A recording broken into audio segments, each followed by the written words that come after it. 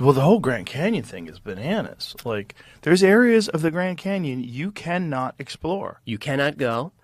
You cannot fly over. Right. And you can't fly under the rim. Yet when you go to those bad places, suddenly a white plane flies over under the rim, black helicopters show up. I showed on my episode. I show the black helicopters showing up. Like, they do show.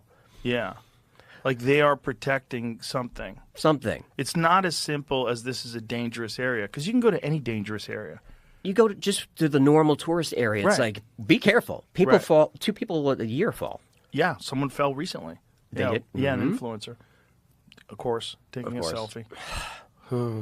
But the Grand Canyon, there's been these crazy stories of people finding these like Egyptian, these caverns with like Egyptian artwork and hieroglyphics and these stories of artifacts that have been removed from there.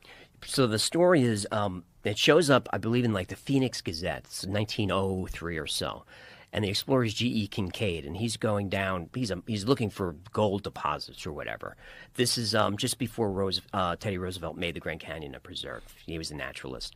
So he finds these steps that are clearly man-made. He follows the steps up, and there's a cave, and he goes in there, and he describes hieroglyphics that look Egyptian but are not quite. He finds a statue that he describes as like Buddha-like, not Egyptian, not human, but sort of like Buddha, and all these weapons, shields, gold, all sorts of stuff. He keeps going. He finds a deserted city in the caves, and all these tunnels and caverns go everywhere, and he's trying to map everything. He comes out, and he goes back to town, and he gathers together a group that we're going to go find the stuff again.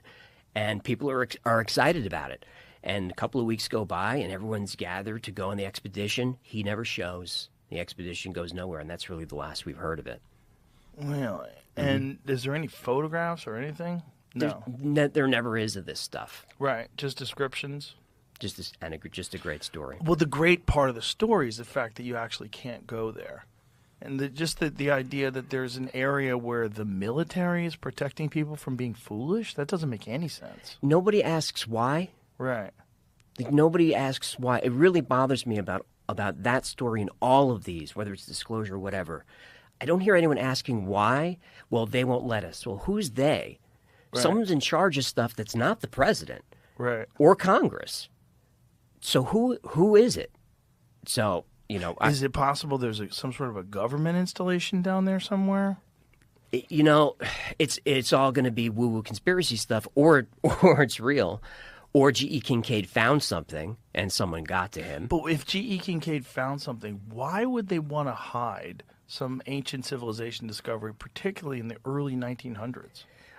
Like, why? For what reason? I don't know why Graham Hancock is marginalized now. Right, but that wouldn't you think that there's like less of a grip on that stuff in the 1900s, early 1900s? I would think so. Yeah. So my guess would be treasure and money. That would be my guess. Is it shows up in the paper, the government goes down there like, there's a lot of stuff down here. Let's grab it, send it to the Smithsonian, who keeps 99% of the stuff under wraps. They have a billion items that nobody can see, and then that's the end of it. Yeah, but what the fuck? Which I would love to know the official reason. See if you can Google. Is there an official reason why you're not allowed to go to certain areas of the Grand Canyon? They use a VPN there, brother. The story, I was looking at an article about the original article, and it says that the 2 guys mentioned might not have even existed. Right. There's no evidence of them. G.E. Kincaid? And another guy named S.A. Jordan. Oh, so it might be just a story that someone printed? Some horseshit? Yeah, when I was looking into one of these things before, I found something explaining that back in the early 1900s, when newspapers were a really popular thing to read, I don't know if it was like a game or if there was actual prizes people would play or like amongst themselves to try to get fake stories printed. If you could get the craziest story printed, you win like $500 or. I might be wrong, but I think Jordan was connected to the Smithsonian, at least according to the story. I pulled this from the Smithsonian Debunk, which, I mean, obviously they would if this is the way we're going to go with it, but them debunking this, and they gave 2 links, one to the original 1909 article and one to a 2008 update, and that's where I was pulling that from. I don't trust the Smithsonian. They're exempt from all kinds of stuff. Yeah? Well, like there's a law passed not too long ago that if you have Native American artifacts that are important to that culture, especially burial artifacts, they must be returned. Unless you're the Smithsonian, then They're allowed to hold on to then them? you can make a case that you don't have to give it back. How do they have so much power? It's a government agency. Smithsonian is a government. Oh, well, I didn't even know. I thought it was a private agency. So there's no official story as to why this area of the Grand Canyon is off limits. For your safety, The is all forbidden zone, they call it. Yeah, that's all I can find. That's I'm looking fucking into weird. that. That's fucking weird. That this story comes from the very area that's forbidden. That's fucking weird. I think What are the odds? I don't believe in coincidences, so a lot of these stories come from places you just can't go. Has anybody tried to hike in? All the time. Wear Or camo? raft in Yeah, did they get busted? and busted, yeah, and arrested. Really?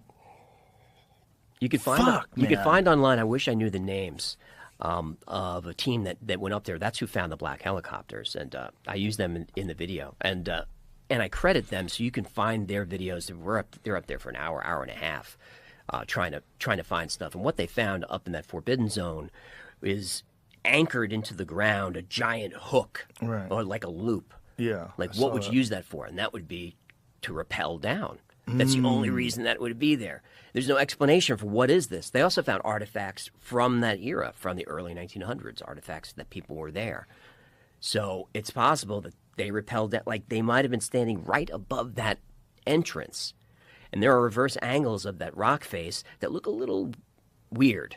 It could be pareidolia, but What's pareidolia? pareidolia is the mind's ability to see objects in random noise. You know, it's something we evolved to, to see predators in the forest. That's why if you see a cloud that looks like an Abraham Lincoln, Right. it's not Abraham Lincoln. It's pareidolia. But debunkers will always fall on pareidolia. So like the real believers, they hate that word. God, that would be. Imagine. Everything would have to be rewritten. If they found some evidence of a lost civilization with no connection to any known civilization that was advanced, that was living in the Grand Canyon. Did you ever think about going? To the Grand Canyon? To go and just be an outlaw and go see. How would you get in, though?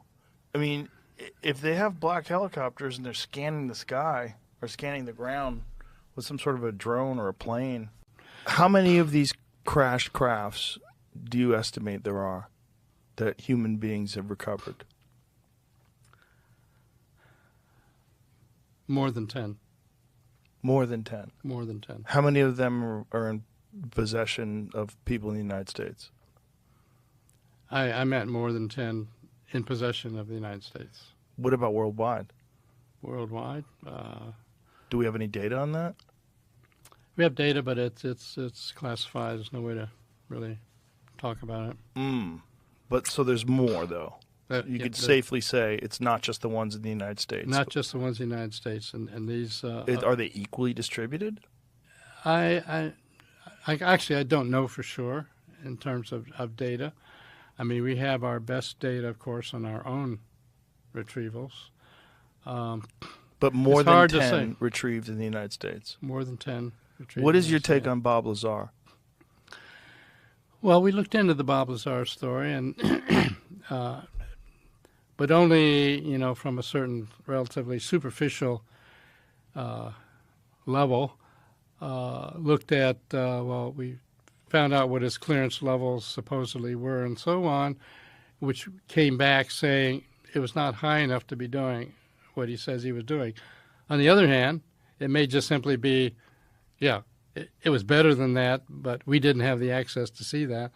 So when I hear his physics descriptions, it's a puzzle. It seems not exactly as I would anticipate might be the technology behind the craft, but I can't absolutely write him off. So it's an enigma, and I don't have any hard data to prove one way or the other. So it's I know you've talked to him. And, Yeah. It's a fascinating puzzle. It is a fascinating puzzle. Because that would be the place, S4 would be the place where they would do that kind of work. I mean, if you wanted to do something like that in complete privacy and secrecy, you do it in the middle of the Nevada desert, very protected. That's true. Right. Outside of Area 51. So even when people that have high clearances go and say, well, tell me about this. What's behind this? Who knows? If it's a special access program, an SAP, it might be, say, no, we're going to tell you that, he didn't do anything of significance here. In fact, he might have done something of significance. There's just no way of telling from the outside. Yeah. Yeah. So the actual generator, the thing that powers the craft that Lazar talked about, what was your take on that? This idea that it was element 115, that when it encounters high radiation, it has some sort of an anti-gravitational effect, some warp effect. Well, there are two aspects.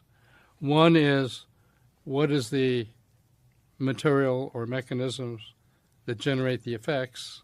And then the other is, are the effects being described reasonable descriptions of the kind of effects you think are associated with such craft? On the element 115, as you know, in the general scientific community, we've seen element 115, but it's very short-lived. So it's hard to evaluate that, and at this point, there's no evidence that's it. But his description of the anti-gravity effects and so on, that's an area that is well described as what you might expect. As it turns out, in that series of 38 papers, one of my own papers that I provided was one called Space-Time Metric Engineering. And when the pilots came to me and said, drops down, takes off, right-angle turn at Mach 10, this is way beyond our physics. And I said earlier, no, I think it's not beyond our physics, beyond our engineering. But what I did on the physics level was all of our electronics that we have here, for example, this microphone, the recording that you're making, and so on, that's all based on electromagnetic kinds of technologies, all of which come out of Maxwell's equations. Maxwell's equations, Clerk Maxwell way back in the 1800s developed the equations for electromagnetism, and basically any kind of electromagnetic device, you name it, Wi-Fi, whatever, can be traced back to his equations. So what I said to myself was, okay, we have these apparent craft operating with this unbelievable kinds of activity. Is there any way to account for that in our physics? Well, it turns out. So what I did, I took a sheet of paper, and the left-hand side of the paper, I wrote down all the weird effects that have been claimed. Right-angle turn at Mach 10. I got close to the craft, and suddenly it wasn't the same size as it seemed to be when I was further away. It was a certain color, but when I got close to it, it was a different color. All these weird things. To me, the weirder the better, because if somebody was just making up a BS story, they want it to sound rational. So you don't come up with things like, well, I got in the craft, 5 minutes went by, I came out, and 2 hours had gone by. I mean, you're just not going to make that up. Then on the right-hand side of the piece of paper, I said, okay, we have Einstein's equations in general relativity, and we use them to talk about black hole mergers or neutron star mergers or whatever. And all these things are massively energetic events. Suppose I could engineer Einstein's equations the way we engineer Maxwell's equations for electromagnetic effects. What would I expect to see? And I find out I got a hand-in-glove match between what was claiming to be observed and, what Einstein's equation, if you could engineer them. Well, why can't we engineer them? Well, what we know today is the energy density required to engineer those equations is just way beyond our ability to do so. So, can you give me a comparison to what the energy requirements or something like that would be like? Yeah, people have in fact Alcubierre warp drive. I don't know if you've heard of that, but Miguel Alcubierre was a researcher in general relativity and kind of a Star Trek fan and so on. he said, I wonder if we could really have warp drive. And so he used Einstein's equations to say, okay, under what conditions could we do a warp drive? And he actually came up with solutions from out of the equations. Okay, what would it take to drive that? Oh, it would be hundreds of times more than the energy of the sun. I mean, just out of sight energy. So, until we have a new energy source, or until there's some back door that we haven't, zeroed in on, it's just really outside of our expertise. If you enjoyed today's episode on JRE Plus, don't forget to give it a thumbs up and share your thoughts in the comments below. Thank you.